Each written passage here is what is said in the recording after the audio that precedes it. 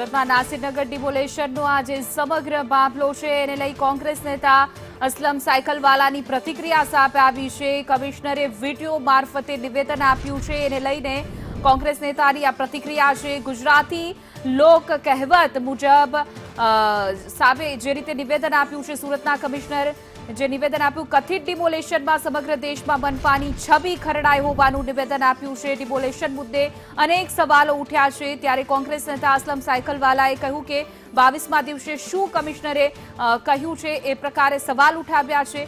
ભ્રષ્ટ અધિકારીઓ સાથે લઈને પણ તેઓએ સવાલ ઉઠાવ્યા છે। શું કહ્યું છે સાંભળીએ।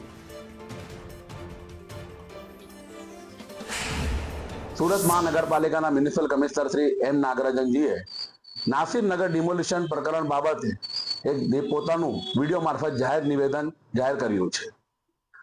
આ તબક્કે એટલું જ કહીશ કે ગુજરાતીમાં લોક કહેવત છે કે 12 વર્ષે બાવો બોલે, એમ નાગરાજનજી ડિમોલિશનના 22મા દિવસે વિડીયો સંદેશ આપે છે કે આ ડિમોલિશન સુરત મહાનગરપાલિકાના સેન્ટ્રલ ઝોનના અધિકારીઓએ રોડ ડિમાર્કેશન કરવા માટે રોડ ખુલ્લો કરવા માટે કર્યું છે।